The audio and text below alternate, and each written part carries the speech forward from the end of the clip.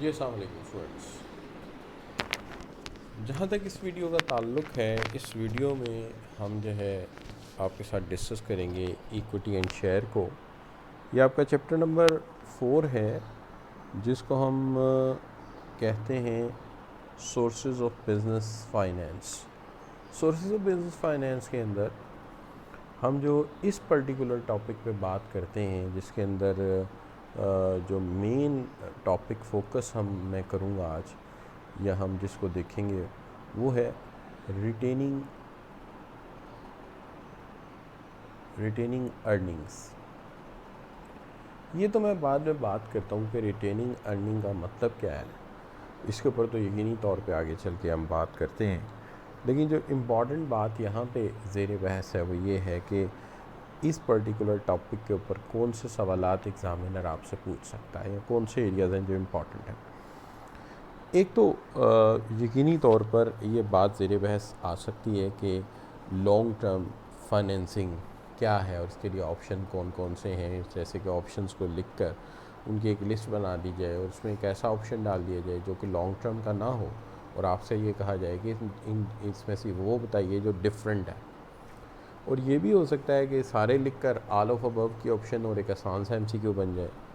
फिर बात हो सकती है जैसे यहाँ मैं बॉन्ड की बजाय आप फ़िलहाल ये समझ लीजिए कि हम बात कर रहे हैं रिटेनिंग अर्निंग।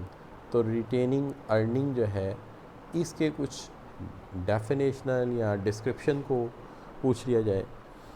फिर ये हो सकता है इसके एडवांटेजेस और डिसएडवांटेजेस की एक लिस्ट में एडवांटेजेस और डिसएडवांटेज या डिसएडवांटेज में एडवांटेज ऐड करके सवाल बना दिया जाए। और ये तो यकीनन पूछा जा सकता है कि डिफरेंस क्या है long term and short term financing में। ये वो एरियाज़ हैं जो ज़ेर बहस आ सकते हैं, इसमें बात कर सकता है एग्ज़ामिनर। लेकिन बहरहाल हम बात करते हैं अपनी इक्विटी फाइनेंसिंग के ऑप्शन के हवाले से। तो इक्विटी फाइनेंसिंग के ऑप्शन के हवाले से जब हम बात करते हैं, तो सबसे पहली बात तो ये कि ओनर जब बिज़नेस में इन्वेस्टमेंट करना चाहता है तो इनिशियली उसके पास क्या ऑप्शन है। देखिए, एक तो बड़ी मशहूर ऑप्शन है जैसे कि शेयर्स का इशू करना। लेकिन यहाँ पे सबसे पहली जो ऑप्शन हमारी बुक में दी हुई है, यानी जो भी चॉइसेस हैं उसके अंदर, तो उसमें एक चॉइस है रिटेनिंग अर्निंग। अच्छा, अब इशूइंग शेयर और प्रेफर्ड स्टॉक ये तो लेटर ऑन दूसरी वीडियोस में कवर कर लेते हैं, ताकि कोई वीडियो बहुत बड़ी भी साइज़ में ना बने और मुनासिब साइज़ में हो और आप उसको सुन लें आसानी से। तो रिटेनिंग अर्निंग पे सबसे पहले बात करते हैं। अब सवाल ये है, रिटेनिंग अर्निंग क्या है। देखिए, रिटेनिंग अर्निंग ये है कि जैसे एक पब्लिक लिमिटेड कंपनी या प्राइवेट लिमिटेड कंपनी जो है वो for a certain period of time अपनी बिज़नेस एक्टिविटी करती है और उसके अंदर से वो काफ़ी प्रॉफिट अर्न कर लेती है। अब वो प्रॉफिट को क्या होता है कि आप जानते हैं कि जो आपकी पब्लिक लिमिटेड कंपनीज़ होती हैं, इनका स्ट्रक्चर ये होता है कि एक तरफ ऑनर्स होते हैं और ये ऑनर्स वो होते हैं जिन्होंने इस कंपनी के शेयर्स ख़रीदे हुए हैं, और दूसरी तरफ गवर्नेंस होती है। ये गवर्नेंस वो होती है जो आपके बोर्ड ऑफ डायरेक्टर्स होते हैं, जो आपके बोर्ड ऑफ डायरेक्टर्स होते हैं। तो एक तरफ ऑनर्स हैं जो शेयर होल्डर हैं, और दूसरी तरफ आपके बोर्ड ऑफ डायरेक्टर्स हैं जो कंपनी को रन कर रहे हैं। अब जो बोर्ड ऑफ डायरेक्टर कंपनी को रन कर रहे हैं, ये आपके स्टीवर्ड हैं, आपके एसेट्स के मुहाफिज हैं। एसेट्स इनकी मलकियत नहीं है, लेकिन ये आपके बिहाफ पे, यानी आप शेयर होल्डर हैं, आपके बिहाफ पे कारोबार को रन कर रहे हैं। अच्छा, जब ये बिज़नेस को रन कर रहे हैं तो they are responsible to run it in a very you can say responsible way, minimize the risk, try to maximize and avail the good opportunities, and always not be you can say always not be reactive. They should be anticipated. Means कहने का ये है कि इन्हें किसी business world में कुछ हो जाने के बाद कुछ नहीं करना होता। हक ये बनता है कि ये पहले से सोच के बैठे हों कि आगे क्या होना चाहिए या क्या होने जा रहा है, और ये उसके मुताबिक पहले से प्लान करके बैठे हों। तो फिर आप ये कह सकते हैं कि ये ज़्यादा अच्छा आपके लिए परफॉर्म कर सकते हैं। लेकिन चलिए, ये तो बात बहुत दूर निकल गई। हमें सिर्फ ये बताना था कि जब हम किसी कंपनी के शेयर्स ख़रीदते हैं तो कारोबार चलाने की ज़िम्मेदारी बोर्ड ऑफ डायरेक्टर्स की होती है, और हम एज अ शेयर होल्डर उसके ऑनर होते हैं। लिहाजा जब वो कारोबार चलता है, वो बिज़नेस चलता है और वो प्रॉफिट अर्न करता है, तो उस प्रॉफिट को तकसीम करना होता है किसके दरमियान? शेयर होल्डर्स के दरमियान। जब ये प्रॉफिट शेयर होल्डर्स के दरमियान तकसीम होने के लिए जाएगा, तो इसको तकसीम होके जब इन्हें मिलेगा तो हम इसे कहेंगे डिविडेंड। हम इसे कहेंगे क्या? डिविडेंड। यानी ये वो हिस्सा है जो मिलना है जाके किसको? शेयर होल्डर्स को। अच्छा, अब इसके अंदर जो इम्पॉर्टेंट बात है वो क्या है? इम्पॉर्टेंट बात है वो ये है कि जो रिटेनिंग अर्निंग है वो क्या है। तो अगर फ़र्ज़ करें कि इस कंपनी ने एक पर्टिकुलर नंबर ऑफ़ शेयर्स के लिए, इस कंपनी ने एक पर्टिकुलर नंबर ऑफ़ शेयर्स के लिए पर शेयर क्या किया है? पर शेयर यूँ कह सकते हैं कि एक शेयर के एतबार से इन्होंने एक शेयर के एतबार से ये कहते हैं कि हमने 100 रुपीज़ जो है वो अर्न किया है। क्या किया है? 100 रुपीज़ जो है वो अर्न किया है पर शेयर। तो ये कहते हैं जी 100 रुपीज़ अर्न किया है, तो हम आपको 100 रुपीज़ नहीं देंगे, हम आपको 100 में से 70 रुपीज़ दे देते हैं और इसमें से 30 रुपये इसी कारोबार पे जो कि आप जिसके मालिक हैं उसमें री इन्वेस्ट कर देते हैं। हम उसमें री इन्वेस्ट कर देते हैं। तो कहने का मतलब ये हुआ, जो पैसा हमने शेयर होल्डिंग की शक्ल में या शेयर ख़रीदने में उन्हें दिया, उन्होंने कारोबार पे लगाया, उससे मुनाफा कमाया। अब जब हम मुनाफा देने लगे, प्रॉफिट देने लगे, तो 100 रुपीज़ हमारा हक बनता था, लेकिन उन्होंने 100 रुपीज़ नहीं दिया, उन्होंने हमें 70 रुपीज़ दिए और 30 रुपीज़ फिर बचा के कारोबार में ही री इन्वेस्ट कर दिए। तो हम इसको कहेंगे ये है रिटेनिंग अर्निंग्स। तो यहाँ पे भी लिखा है retain earning present the portion of equity earning left after deduction tax preferred dividend. तो प्रेफरेंस डिविडेंड देने के बाद उन्होंने रख लिया which is a sacrifice by the equity share holder. तो ये शेयर होल्डर की कुर्बानी है बेचारे की ना, कि 100 बनता था, 70 मिले, 30 फिर रख लिए। तो ये क्या हो गया? ये कारोबार दोबारा प्लो कर दिया गया, plot back into the plot होता है, यानी जैसे वो कहते हैं किसान हल चलाता है, तो ये दोबारा से कारोबार के अंदर री इन्वेस्ट कर दिया गया and the score business operation such as paying off debt obligation, purchasing capital assets. तो इसी पैसे को बचा के इससे मज़ीद बिज़नेस ऑपरेशन परफॉर्म कर दिए गए, या कोई कर्ज़ा उतार दिया गया, या फिर कोई नया एसेट, कोई नई मशीन, इक्विपमेंट या कोई टूल ख़रीद लिया गया, तो ये री इन्वेस्ट हो गया। अब मसला ये कि कहा ही जा सकता है कि company can obtain equity finance by retaining earnings rather than by distributing the earning to owners. बल्कि यहाँ लिखना चाहिए कि कंपनी इक्विटी फाइनेंसिंग के लिए प्रॉफिट का कुछ हिस्सा रख सकती है, बजाय इसके कि सारा डिस्ट्रीब्यूट कर दे। यानी इन्होंने ये लिख दिया कि सारा ही रख लिया, कुछ नहीं दिया इक्विटी के लिए, बल्कि आम तौर पे होता है कुछ ना कुछ दे देते हैं शेयर होल्डर्स को और कुछ रख लेते हैं।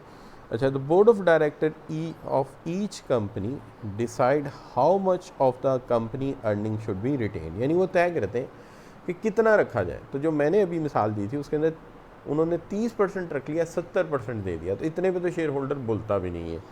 अच्छा, वर्सेस डिस्ट्रीब्यूटेड एज डिविडेंड के कितना डिस्ट्रीब्यूट कर दें, तो डिस्ट्रीब्यूट करने का मैंने क्या किया था, 70% डिस्ट्रीब्यूट हो गया और 30% उन्होंने रिटेन कर लिया for the sake of the next investment. So when companies retain profit in the business, तो इससे क्या होता है, इससे increase retain profit added to equity, यानी वो पैसा जाके सरमाया में ऐड हो जाता है, हमारी इक्विटी में ऐड हो जाता है, और the retain capital in principal reinvest हो जाता है, जो कि कारोबार के लिए फर्दर ग्रोथ का बाइस बनता है। चूँकि अगर वो पैसा बैंक से लेते हैं तो वो ले सकते हैं, लेकिन उसका फिर इंटरेस्ट देना पड़ता और कॉस्ट ऐड होती है। लेकिन ये तो चूँकि मालिकान का अपना ही पैसा था, लिहाजा इस पर कोई लाइबिलिटी भी ऐड नहीं हुई और कारोबार का काम भी बहुत अच्छे से चल गया। तो एक तो बात ये कह रहे हैं। अब आगे आ जाता है increasing long term capital by retaining profit has a several major benefit. इसके कुछ मेजर बेनिफिट्स हैं। मिसाल के तौर पे सबसे पहला बेनिफिट तो ये है कि जब आप न्यू इक्विटी यानी आप कैपिटल रेज करते हैं, ठीक है ना, यानी आप शेयर इशू करके करते हैं, ये अब मुतबादिल ऑप्शन को इससे कंपेयर किया जा रहा है कि अगर अर्निंग रिटेन ना की जाती, शेयर इशू किया जाता, तो न्यू शेयर इशू करते हैं तो there are larger expenses associated. तो इसके साथ बहुत सारे एक्सपेंसेस एसोसिएट होते हैं और हमें वो एक्सपेंसेस करने पड़ते हैं। लेकिन यहाँ पे आपको कोई एक्सपेंस नहीं करना पड़ा। 100 रुपये कमा रहा था शेयर होल्डर, 70 दे दिए, 30 रख लिए, ना कोई कास्ट लेनी ना देनी, कुछ भी नहीं। लेकिन जब अगर आप शेयर्स इशू करते हैं तो आपको बहुत सारी कॉस्ट जो है वो देनी पड़ जाती शेयर इशूज़ करने के चक्कर में। अब ये जो शेयर इश्यूज़ करने के चक्कर में क्या कॉस्ट बेयर करनी पड़ती है, तो अगर आप इसमें इंटरेस्टेड हैं तो वीडियो का ये हिस्सा भी सुन लीजिए, जिसके अंदर मैंने वो कॉस्ट मेंशन करने की कोशिश किया है, लेकिन याद रहे मैंने इसे एडिशनल नॉलेज डिक्लेयर किया है, चूँकि ये आपके कोर्स का हिस्सा नहीं, किताब में भी नहीं है। लेकिन क्योंकि स्टूडेंट का इंटरेस्ट तो होगा कि जाना जाए कि कौन से ऐसे कॉस्ट हैं जो कि नए शेयर इशू करने से वाबस्ता है, तो लिहाजा वो कॉस्ट कौन से हैं। देखिए, एक तो क्लैरिकल फ़ी है। क्लैरिकल फ़ी है, ये मिसाल के तौर पे कौन सी फ़ी है कि इसमें बहुत सारे जो है डॉक्यूमेंट्स प्रिपेयर करने पड़ते हैं, और वो डॉक्यूमेंट आम आदमी प्रिपेयर नहीं कर सकता। उसके लिए सर्टिफाइड चार्टर्ड अकाउंटेंट्स की फ़र्म सर्विसेज देती हैं और बाकी हैं, तो वहाँ हमें कुछ प्रोफेशनल थर्ड पार्टी अकाउंटेंट्स को लेना पड़ता है, जो कि हमें ये सारे डॉक्यूमेंट प्रिपेयर करके देते हैं, जिसके अंदर फिजिबिलिटी है, उसके साथ साथ वो तमाम डॉक्यूमेंट है जो जस्टिफाई कर सकें कि नए शेयर्स इशू करने पे हम इसे प्रॉफिटेबल बना सकेंगे। इसके बगैर तो ज़ाहिर है जो अथॉरिटी शेयर इशू करने की इजाज़त देगी वो हमें बिला वजह नहीं देगी, हमें साबित करना होगा कि हम इस पैसे से कुछ कमा के उन्हें दिखाएंगे। अब इसी तरह filing with the securities and exchange commission, हमें वो फाइल एक्सचेंज कमीशन में सबमिट करनी होगी, और उसके लिए हमें कुछ सिक्योरिटीज़ फ़ीस वगैरह जो है वो सबमिट करनी होंगी, तो ये भी कॉस्ट है जो हमें देनी है। और अंडर राइटिंग फ़ी, यानी individual are more often company such as investment banks, या जो उस शेयर को बेचना वो भी तो एक काम है ना, तो सॉरी, उस शेयर को बेचना भी तो एक काम है। तो बहुत सारे मिडल मैन आ जाते हैं, जैसे कुछ बैंक आ जाते हैं, या कुछ ऐसे ब्रोकर्स, कुछ ऐसे लोग जो उसको सेल करेंगे, तो वो भी हमसे क्या लेंगे, कमीशन लेंगे, तो वो भी हमारी कॉस्ट आएगी। देन मार्केटिंग कॉस्ट है, कोई भी इसको बिला वजह नहीं ख़रीदेगा, क्योंकि उसको बेचने के लिए हमें कुछ मार्केटिंग कैंपेन करनी पड़ेगी, कुछ बैंकों के बाहर बैनर लगाने होंगे, स्टॉक एक्सचेंज के बाहर को बैनर लगाने होंगे, हो सकता है इलेक्ट्रॉनिक और उसके अलावा जो है ऑनलाइन सोशल मीडिया पे भी जाना पड़े। तो ये सारी की सारी कॉस्ट हैं एसोसिएटेड होंगी इसके साथ, तो ये सारी कॉस्ट हमें बेयर करनी पड़ेंगी।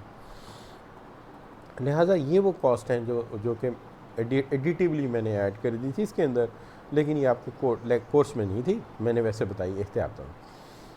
तो ये कॉस्ट बेयर करनी पड़ेगी, तो इस लिहाज से देखा जाए तो रिटेन अर्निंग में ये बेनिफिट तो है। अब आगे आ जाता है, finance is readily available without having to present case to a bank. अगर हम बैंक से लोन लेने जाते हैं तो हमें पूरा का पूरा केस प्रेजेंट करना पड़ता कि हम कितना पैसा लगाएंगे, कितना पैसा कमाएंगे, सारा एक जो है केस डेवलप करना पड़ता। तो आपको उसमें भी जाने की ज़हमत नहीं करनी पड़ेगी, और आप अपने ही कमाए हुए मुनाफे में से अपने शेयर होल्डर को कुछ कम पे करके अपना काम चला लेंगे। अब इसके बाद बात आ जाती है कि इसके साथ कह सकते हैं कि there are 3 may be the limit to amount of the earning available to retain for retention के द 3 मेन रीजंस, के कुछ थोड़ी सी लिमिट्स भी अटैच हैं इसके साथ, है ना। There are may be a limit to the amount के जो अमाउंट है उसकी एक हद है, यानी इसके अंदर को बहुत ज़्यादा सरमाया नहीं मिल सकता। उसकी वजह the company might not earn large profit, हो सकता है कंपनी ने बहुत ज़्यादा मुनाफा कमाया ही ना हो। अब जब मुनाफा ही थोड़ा होगा, प्रॉफिट ही थोड़ा होगा, तो जाहिर है उसमें से रिटेन भी करेंगे तो कितना कुछ सरमाया रिटेन कर लेंगे। आप पहले ही वो कहते हैं ना कि अगर आपका पास कपड़ा ही छोटा है तो आप बड़ा कोट तो नहीं बना सकेंगे, ठीक है ना। तो अकॉर्डिंग टू योर क्लॉथ ही कोट को कट करेंगे ना।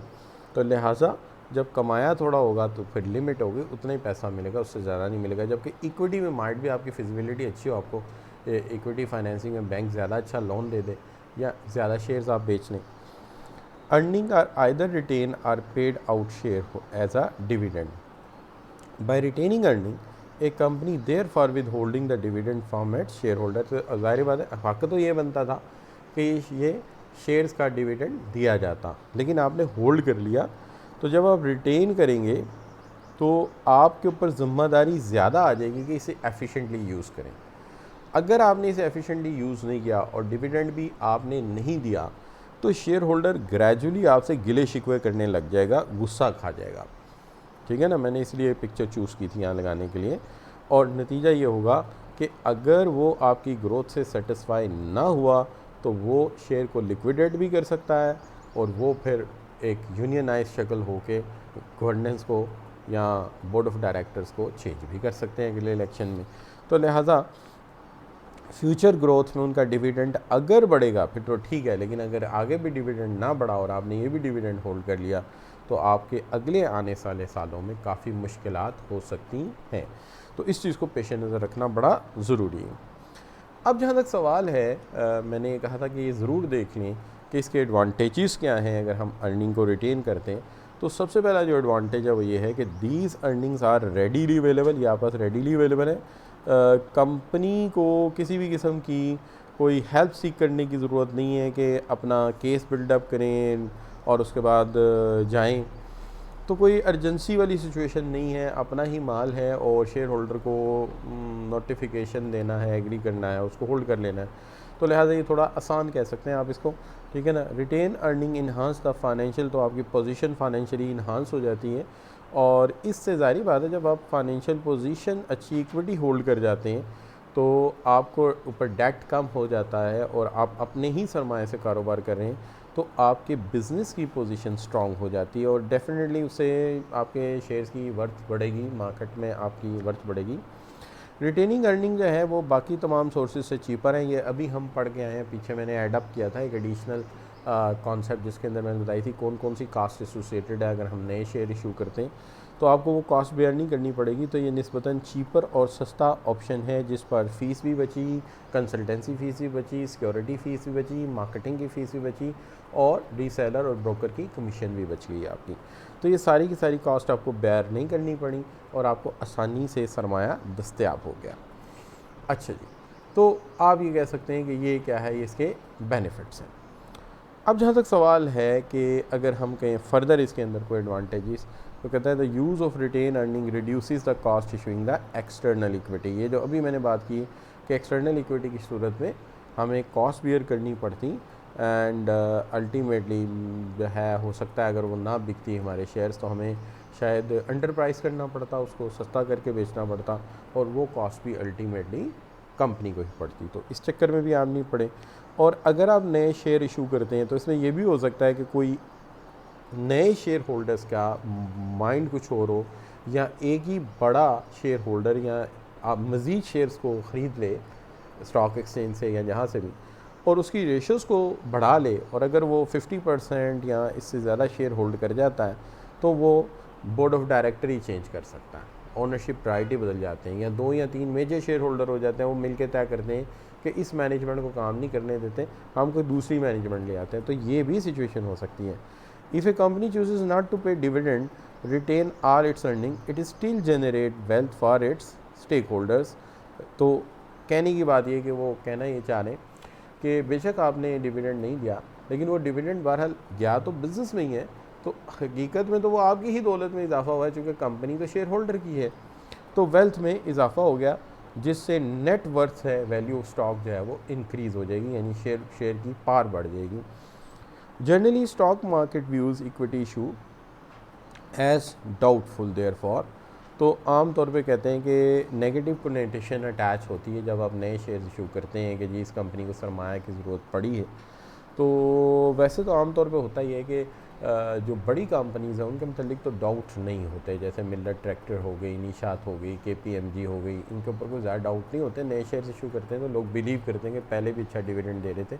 लेकिन एक नॉर्मल सी कंपनी जब शेयर्स न्यू इशू करती है तो एक डाउट क्रिएट होता है कि यार इन्होंने पहला पैसा कहाँ गवा दिया है, कहीं ऐसा तो नहीं कि इन्होंने कहीं बहुत बड़ा लॉस बेयर किया और अब उसको बेयर करने के लिए ये फिर नए शेयर्स इशू कर रहे हैं। तो इस तरह की रूमर्स भी हो सकती हैं, लिहाजा इसका भी इम्पैक्ट क्रिएट हो सकता है। तो ये सारी चीज़ें इसमें आ जाती हैं। अब आ जाते हैं आप इसके डिसएडवांटेजेस के ऊपर। जब आप इसके डिसएडवांटेजेस की बात करते हैं तो इसमें amount raise through the accrual earning could be limited, यानी ये पहली बात हो चुकी है कि ये हाईली वेरिएबल अमाउंट नहीं है। ज़ाहिर है जितना कमाया है उसमें से कुछ रख सकते हो या उसमें से थोड़ा ज़्यादा रख सकते हो, ठीक है, चलो मान लिया जाए एक्सट्रीम केसेस में सारा भी रख सकते हैं, तब भी उससे ज़्यादा तो नहीं ना मिल सकते आपको, तो उसके अंदर प्रोजेक्ट हो सकता है तो कर लेंगे, उससे ऊपर तो नहीं हो सकता। Retain earning in some cases may not necessarily match with the cash flows forcing company still borrow funds. तो बाजू का तो वही, जब पैसा थोड़ा होगा तो आपकी नीड्स भी पूरी नहीं हुई तो आपने वो पैसा भी रख लिया, ऊपर से फिर कर्जा लेना पड़ गया, तो आपको ड्यूल साइड काम करना पड़ गया। तो कहने का मतलब ये है कि पहला पॉइंट ये कहता है कि ये बाज़ुकात बहुत मुख्तसर सी अमाउंट होती, इतनी ज़्यादा नहीं होती कि आप ज़रूरत पूरी कर सकें, और अगर ज़रूरत पूरी ना हुई तो फिर भी आपको कोई सेकंड ऑप्शन तो लेना पड़ेगा ताकि उस वक्त उस कैश फ्लो को सहारा दे सकें या प्रोजेक्ट को आगे बढ़ा सकें। The opportunity cost for these earning is relatively high because it shows the amount of earning which have been foregone by the equity shareholders। तो opportunity cost of these earning जो है रिलेटिवली हाई है, यानी amount of earning which have been foregone by the equity share holder, यानी in that case के opportunity cost हम इसको कहते हैं कि एक ऑप्शन लेते हो तो दूसरी ऑप्शन आपको देनी पड़ती है। तो आपने फ्यूचर के लिए पैसा लगा दिया शेयर होल्डर्स का, आज उन्हें नहीं दिया, तो उनके लिए तो एक अपॉर्चुनिटी कॉस्ट हो गई ना, कि वो अच्छे कल के लिए आज कुर्बान कर रहे हैं, तो इसकी नेगेटिव इम्पैक्ट भी आ सकता है, वो इसको डिसलाइक भी कर सकते हैं। And some companies do not give much importance to opportunity cost of these earnings and invest these into sub marginal projects. बाज़ कंपनीज इसकी परवाह नहीं करती और ये पैसा ऐसे प्रोजेक्ट्स पे लगा देती हैं जो प्रोजेक्ट जो है कुछ ज़्यादा मुनाफा बख्श नहीं होते, और जब ऐसे सब नॉर्मल प्रोजेक्ट्स पे पैसा लगाया जाता है तो पे बैक या रेट ऑफ रिटर्न बड़ा पुअर होता है, लिहाजा शेयर होल्डर की कुर्बानी जो दी गई पैसे की उसका भी सही रिवॉर्ड नहीं मिलता।